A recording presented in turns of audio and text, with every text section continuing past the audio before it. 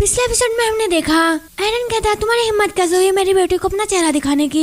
यहाँ सुन एंटोनियो कहता है क्या बकवास है, प्लीज कोई मुझे बचा लो। इसके बाद हम दूसरे सीन में देखते हैं जहाँ एरन डॉक्टर से कहता है कैसी है वो, तो डॉक्टर कहते हैं कोई मतलब नहीं है और मुझे इसकी दवा बढ़ानी पड़ सकती है। यहाँ सुन एरन गुस्से में कहता है आप उसे जबरदस्ती वहाँ घिनौना घोल और खिलाना चाहते हैं बिना ये जाने की उसे क्या बीमारी है। तो डॉक्टर कहता है लेकिन अगर हमें उसकी हालत में कोई सुधार देखना है तो। फिर एरन कहता है कि आपको पता नहीं है कि मेरी छोटी चेरी खाने का कितना आनंद लेती है। तो डॉक्टर कहता है मैं इसका स्वाद बेहतर बना दूंगा। फिर सिल्विया को वहाँ दवा दी जाती है और फिर वहाँ डॉक्टर कहता है इसे ट्राई करो प्रिंसेस। यहाँ कहते हुए डॉक्टर बहुत ही घबरा रहा होता है और फिर मनी मन कहता है मैं तुमसे हाथ जोड़कर प्रार्थना करता हूँ प्लीज दवा को पी लीजिए, नहीं तो मेरा बचना मुश्किल है मैजिस्ट्री से और मेरी लाइफ इसी पर निर्भर करता है। फिर वहाँ एरन कहता है पी लो चेरी। तो वहाँ पे डेविड भी आता है और कहता है आगे बढ़ो सिल्विया, आप बेहतर महसूस करेंगे। फिर एली भी धीरे से कहती है आप यहाँ कर सकते हैं प्रिंसेस। यहाँ सब देख सिल्विया थोड़ा कंफ्यूज हो जाते हैं और फिर मनी मन कहती है यहाँ पे बहुत सारे लोग हैं लेकिन महल के डॉक्टर सबसे डरे हुए हैं। फिर सिल्विया डॉक्टर का स्टेटस देखते है जिसमें कि वो कहता है मैं तुमसे हाथ जोड़कर प्रार्थना करता हूँ दवा पी लो और ठीक हो जाओ ताकि तुम्हारे पिता मुझे ना मार डाले। यहाँ देख सिल्विया फिर मनी मन कहती है मुझे यहाँ दवा पसंद नहीं है लेकिन मुझे इसे पीना ही होगा। किसी को भी ये उम्मीद नहीं थी कि मैं इसे पी लूंगी। इसके अलावा यहाँ जो कपड़ा है यहाँ रॉयल ब्लू है और उन्होंने मेरी दवा के लिए एक साधारण कष्ट के रूप में रॉयल कलर का यूज किया, मुझे ऐसा ट्रीटमेंट कभी नहीं मिला। फिर वहाँ एरन कहता है सब ठीक है चेरी, मैंने उनसे कहा था कि विशेष आपके लिए इसे टेस्टी बनाए तो जल्दी से इसे पी लो। यहाँ सुन सिल्विया फिर मनी मन कहती है इस स्थिति में इसे एक घुटी में खत्म करना सबसे अच्छा है लेकिन इसका कलर इतना बेकार क्यों है। फिर सिल्विया सभी का टॉट देखती है जिसमें कि सभी कहते हैं कि सिल्विया जल्दी से इसे पी लो, आप जल्दी ठीक हो जाएंगे। फिर यहाँ तक सिल्विया मनी मन कहती है बेहतर होगा कि मैं जल्दी करूँ, सभी टेंशन ले रहे हैं। फिर सिल्विया दवाई पी लेती है, उसे दवा पीते हुए देख सभी उसे घूर रहे होते हैं। फिर सिल्विया दवा पीती है और मनी मन कहती है हे भगवान यह दवा बहुत ही कड़वा है। सिल्विया की दवाई पीने के बाद एरन कहता है क्या आप इतना ही पी सकते हैं, क्या ये टेस्टी नहीं है। यहाँ कहकर एरन डॉक्टर की तरफ देखता है, डॉक्टर यहाँ देख डर जाता है और फिर मनी मन कहता है तो इस तरह मेरा जीवन समाप्त होगा लेकिन स्वाद पर ध्यान केंद्रित करने से दवा का असर खत्म हो जाता है। मैंने उनके खातिर अपना सर्वश्रेष्ठ प्रयास किया लेकिन मेरा सर्वश्रेष्ठ पर्याप्त नहीं था। यहाँ देख सिल्विया फिर मनी मन कहती है नहीं नहीं मैं यहाँ नहीं कह सकते कि इसका स्वाद खराब है, नहीं तो वो मुसीबत में पड़ जाएंगे। दुनिया में किसी भी दवा का स्वाद अच्छा नहीं है, मुझे इसे पकड़ना होगा, दिखावा करना होगा कि ये कड़वा नहीं है। इसकी वजह सिल्विया बच्चा कुछ दवा भी पी लेती है। वहाँ देख डॉक्टर खुश हो जाता है। फिर सिल्विया स्मेल करती और कहती है यहाँ अम्मी था। तो सभी सिल्विया की तरफ देखते हैं। फिर डॉक्टर कहता है वो प्रिंसेस। तो एरन कहता है अगर आप ऐसा कहते हैं तो चेरी ठीक ही होगा। फिर हम दूसरे दिन देखते हैं जहाँ पे एरन कहता है क्या ये सच है। फिर एक्स कहता है यस योर मैजेस्टी, मैंने इसे खुद वेरीफाई किया है और यह भ्रष्टाचार के कई कृत्यों में से एक है। तो एरन कहता है बहुत मनुष्य। और फिर मनी मन कहता है चेरी की प्रगति तीव्र है। तो एक आदमी को देखकर उसका बेहोश हो जाना मुझ पर भारी पड़ गया, मैंने जांच का आदेश दिया सब मामले में। फिर वहाँ भी डेविड आता और कहता है यहाँ सचमुच एक भयानक व्यक्ति है, हमें क्या करना चाहिए फादर। फिर एक्स मनी मन कहता है एंटोनियो द मेज, उसने अपनी स्थिति का उपयोग जादुई मीनार में जादूगर के रूप में किया, झुग्गियों से बच्चों को फुसलाया और यहाँ कहा कि उन्हें जादूगर बनाएगा। फिर उनका अपहरण कर लिया। वहाँ इतना निर्दय था कि उसने उन बच्चों को गुलामी के लिए बेच दिया। मुझे यकीन है कि बच्चे उनकी मीठी जीभ से जल्दी प्रभावित हो गए होंगे, बहुत साम्राज्य पर भयानक दाग है। तो फिर एरन कहता है अडॉप्टर बच्चों का क्या हाल है। फिर एक्स कहता है जब तक तूफानी मौसम नहीं गुजरता हम कुछ पता नहीं लगा पाएंगे, लेकिन हमारा मानना है कि उन्हें दूसरे जमीनों पर भेज दिया गया। एमिरेटोर साम्राज्य जहाँ कोई भी गुलाम नहीं है। शेष महाद्वीपों की एक और कहानी है और जैसे जैसे आप आगे दक्षिण की ओर जाते हैं यहाँ स्थिति और भी बदतर होती जाती है। फिर एरन कहता है मैं चाहता हूँ कि हर बच्चे का पता लगाया जाए और उन्हें बचाया जाए, वे सभी हमारे साम्राज्य के नागरिक है। तो एक्स और डेविड कहता है यस योर मैजेस्टी।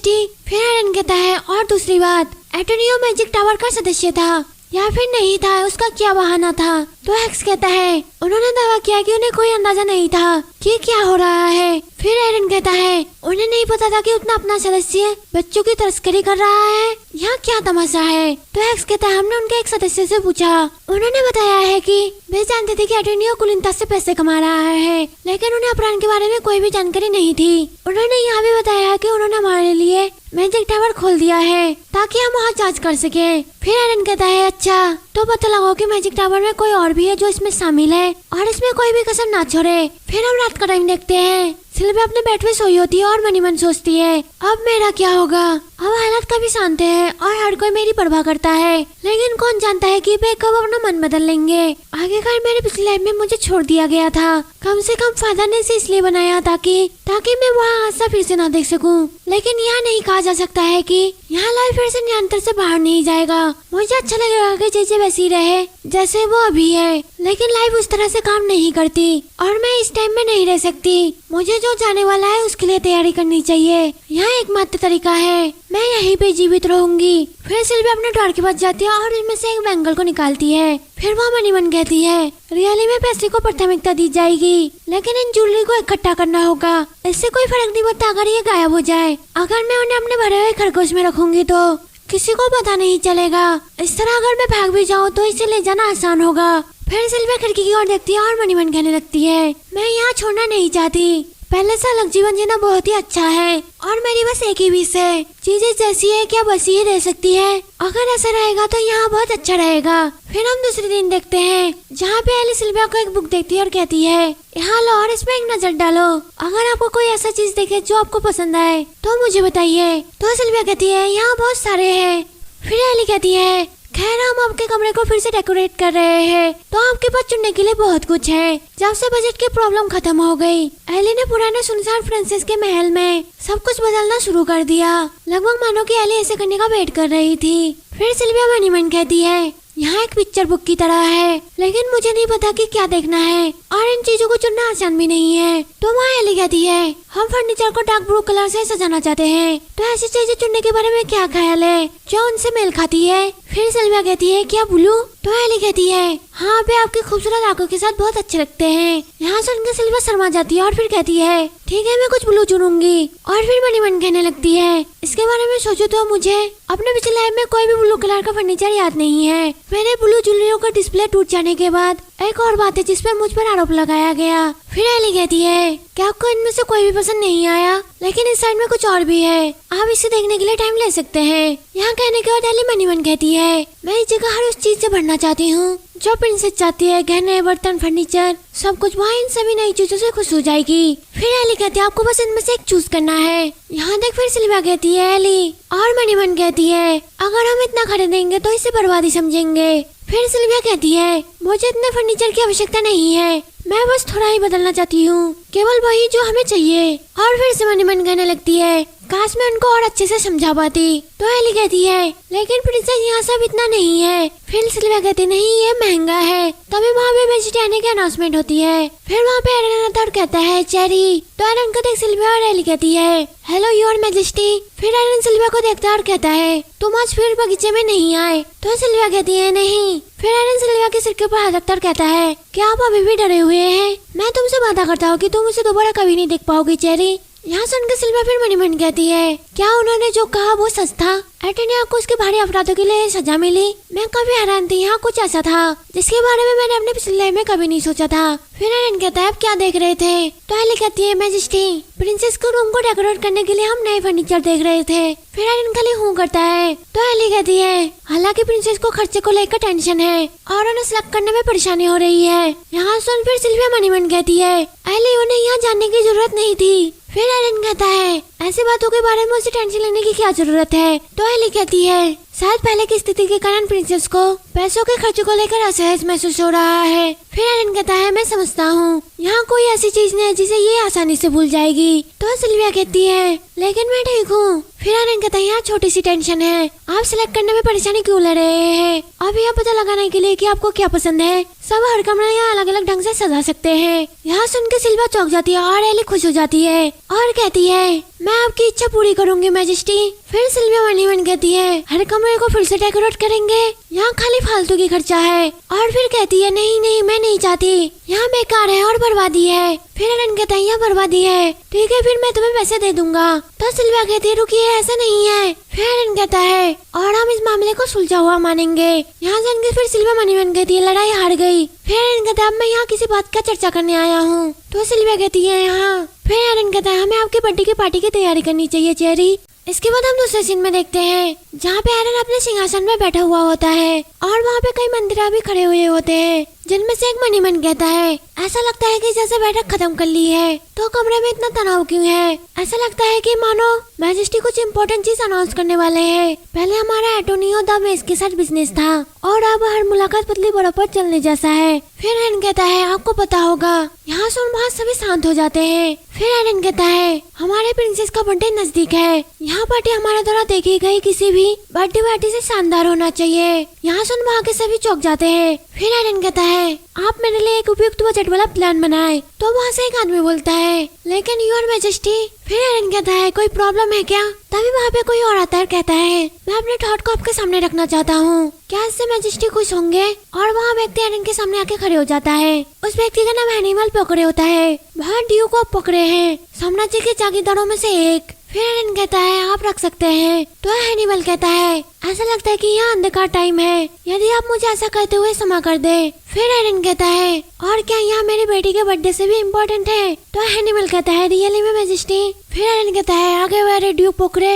यहाँ सुनकर हैनिबल डर जाता है और कहता है मेरा मतलब है ग्राम्बर राज्य मैजेस्टी। ग्राम्बर साम्राज्य और संपूर्ण पश्चिमी तट प्लेग से ग्रस्त हो गया है। मैं बस अपने साम्राज्य की खातिर अधिक सतर्क रहना बुद्धिमानी समझता हूँ, क्योंकि पश्चिमी तट के देश प्लेग से ग्रस्त हैं। एक साम्राज्य के रूप में हमें सावधान रहना चाहिए। फिर एरन कहता है क्या आप यही कहना चाहते हैं? तो हैनिबल कहता है माफ करना मैजेस्टी, लेकिन क्या मैं सुझाव देख सकता हूँ कि इस साल प्रिंसेस का बर्थडे सेलिब्रेट छोटे तरीके से हो सकता है? फिर एरन कहता है लेकिन आप गलत है ड्यूक पोकरे, ग्राम्बेल अब खतरे में नहीं है। उनके अभी की रिपोर्ट देखते ही वहाँ की महामारी रुक गई है। यहाँ तक कि बुजुर्ग राजा भी पूरी तरह से स्वस्थ हो चुके हैं। तूफानी मौसम के कारण बाहरी दुनिया से संपर्क करना कितना मुश्किल हो सकता है। तो क्या आपको लगता है कि बिना कुछ जाने मुझे सलाह देना बुद्धिमानी है ड्यूक पोकरे? और आपको क्या लगता है सबसे पहले ग्राम्बेल को किसने बचाया? तो हैनिबल कहता है मैजेस्टी मैं बस। और यहाँ पे तो क्या अफवाह भी फैल रही है, वे प्रिंसेस की इच्छा के बारे में बात कर रहे हैं। कहता है कि यहाँ एक बच्चे के द्वारा प्रभावित होने में सक्षम है। फिर एरन कहता है प्रिंसेस ने मेरा मन बदल दिया, यहाँ सच है। तो हैनिबल कहता है योर मैजेस्टी।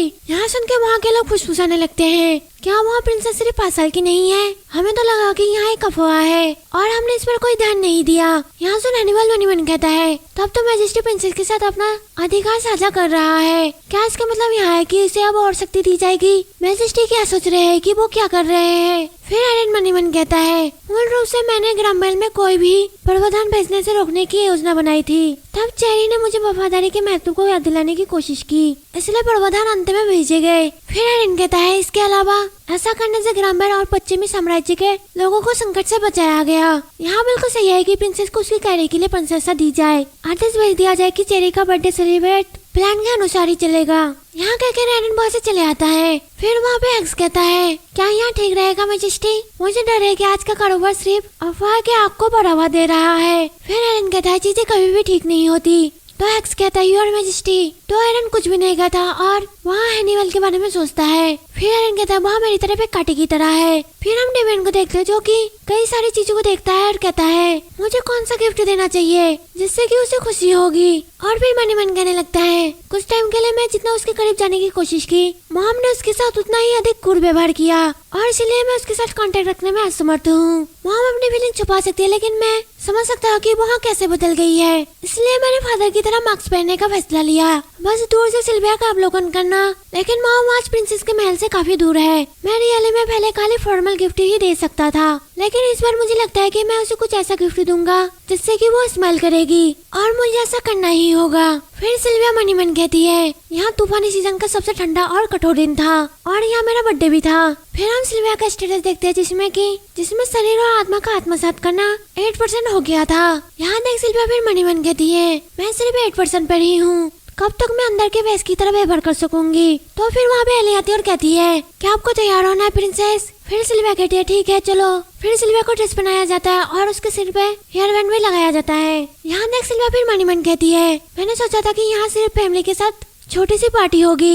इसके बाद सिल्विया तैयार हो जाती है। उसे तैयार करने के बाद एली और जेन खुश हो जाती है और कहती है आप कितनी प्यारी लग रही है प्रिंसेस, दुनिया में सबसे प्यारी। तभी वहाँ पे मैजेस्टी के आने का अनाउंस करते हैं। तो एरन वहाँ पे आता है और कहता है चेरी क्या आप इसके लिए तैयार हैं? फिर वहाँ सिल्विया को देखता है तो सिल्विया कहती है गुड मॉर्निंग मैजेस्टी। फिर एरन भी सिल्विया को गुड मॉर्निंग कहता है और मन ही मन कहने लगता है वह हर दिन अपनी माँ की तरह दिखने लगती है और वह अपनी वाइफ को याद करता है। फिर मन ही मन कहता है अभी से टाइम कितनी जल्दी से गायब हो जाता है। हमारी बेटी अब 6 साल की हो चुकी है। मैंने तुमसे वादा किया था कि मैं उसका देखभाल करूंगा और अब मैं मन से प्रार्थना करता हूँ कि आप शांति से रहेंगे। फिर हम एक जंगल में गाड़ी को जाते हुए देखते हैं जहाँ पे उस गाड़ी में सिल्विया और एली बैठी हुई होती है। तो सिल्विया कहती है 3 दिन। फिर एली कहती है हाँ बिल्कुल, किसी भी रॉयल का बर्थडे 3 दिन तक मनाने की परंपरा है। यहाँ सुनकर सिल्विया फिर मनी मन कहती है मैं जानती हूँ कि ये परंपरा है, लेकिन जब मेरा बर्थडे होता था तो उस परंपरा को तोड़ने का हमेशा कोई ना कोई कारण होता था। फिर वो लोग पहुँच जाते हैं। वहाँ पहुँचने के बाद एली कहती है ऐसा लगता है कि हम आ चुके हैं, अब हम मैजेस्टी के साथ रास्ते से जा सकते हैं। फिर हम महल के अंदर देखते हैं और फिर एरन को जो कि सिल्विया से कहता है तुम यहाँ पे हो जेरी। इसके बाद हम वहाँ पे बहुत सारे लोगों को देखते हैं जहाँ पे सभी लोग फुसफुसाते हुए कहते हैं क्या वो प्रिंसेस है?